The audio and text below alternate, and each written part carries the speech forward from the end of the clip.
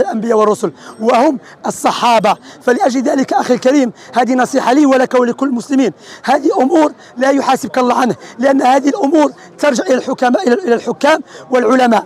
أنت بعض الأحيان الحاكم المسلم يفعل شيء ليبعد المضر الأكبر أو لمصلحة أكبر. بارك الله فيك يا صاحبي، مع احترامي لك بس ما فيش عندنا ولا حاكم مسلم للأسف. كفرتم كلهم؟ كلهم. يا الله أكبر.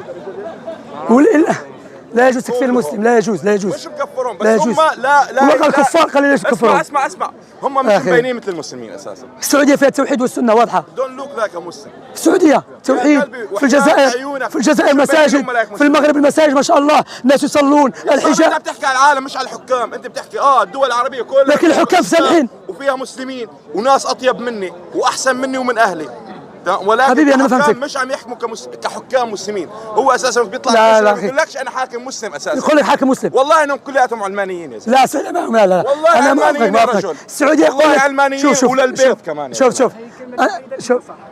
كلهم علمانيين يا زلمه للبيض، والله لو فيهم